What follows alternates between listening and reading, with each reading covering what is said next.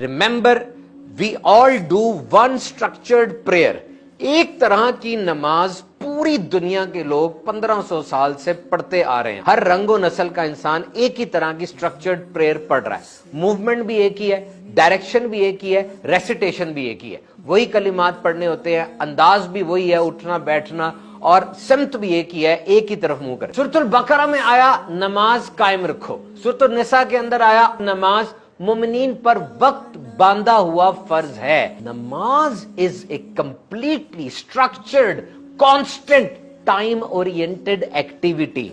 नमाज करनी है जनाब, ऐसी स्ट्रक्चर्ड है कि आपका मूड नहीं चाह रहा, कौन सा महीना चल रहा है, कौन सा दिन है, नियत नहीं बन रही, आप कसल और परेशानी का शिकार है, कोई घर में डेथ हो गई है या घर में बहुत बड़ी खुशी आ गई, या जैसे भी हालात हैं, सख्त मसरूफ हैं आप, पेपर आ गया, कोई बिजनेस डील आ गई है, नहीं, नमाज ऐसी स्ट्रक्चर्ड है, ऐसी डिसिप्लिन्ड है कि आपने नमाज पढ़नी है। और फिर कोई चीज रिपीट होती है। रिपीटिशन मींस बार बार होना, और अगर तवज्जो के साथ हो फिर तो बड़े बेहतरीन अंदाज से न्यूरल पाथवेज बनते हैं, दिमाग में नई शाहराहें, नई हाईवेज बनती हैं, और वो काम आदत बनता चला जाता है। तो एक इंसान नमाज भी पढ़ता है, बार बार नमाज पढ़ रहा है, बार बार नमाज पढ़ रहा है, अब रिपीटिशन भी हो रही है, तवज्जो के साथ पढ़ रहा है, अब उसकी बॉडी के अंदर एक पैटर्न बन गया, एक टोन सेट हो गई है।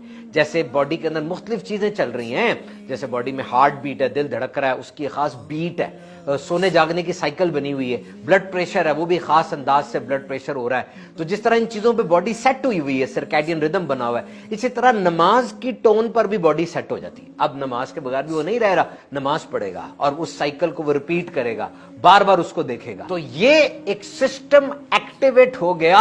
और फिर फरमाया सूरह तौहा के अंदर, establish prayer for my remembrance, मेरी याद के लिए नमाज पढ़ो।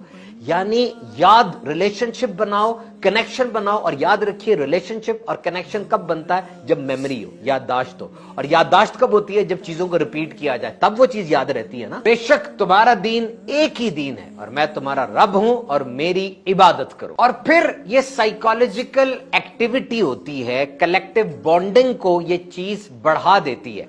साइंस के मुताबिक अगर एक ग्रुप सिंक्रोनाइज्ड एक्टिविटी कर रहा है तो इनकी जिंदगी में बहुत ज्यादा चेंज आता है। यानी खास किस्म के लोग एक ग्रोह की सूरत में मौजूद हैं और एक ही जैसा काम मिलके करते हैं। जैसे स्कूल में बच्चे पीटी करते हैं, एक्सरसाइज करते हैं और फौज के अंदर परेड की जाती है, तो सिंक्रोनाइज्ड ग्रुप एक खास काम इकट्ठे कर रहा होता है, तो इनमें बहुत सी तब्दीली आती है। बिलखसूस तन्हाई और डर की जो कैफियत होती है उसमें कमी आती है। और बाजमात नमाज के अंदर जो इतने ढेरों फायदे हैं, उसमें एक फायदा ये भी है कि it's not an empty exercise, it's not an empty activity, कि ये सिर्फ कोई खाली सी कोई बात नहीं है, but it's loaded with benefits, बल्कि इसके अंदर फवायद और समरात भरे पड़े, जो कि इंसान को डिसिप्लिन करती है, यानी नज़्म ज़ब्त सिखाती है, टाइम को रेगुलेट करती है, यानी टाइम को उसको मैनेज करती है, और उसकी पर्सनालिटी को स्ट्रेंथन करती है, उसकी जात को मजबूत करती है, और दिल के अंदर मुसलसल अल्लाह की याद का लंगर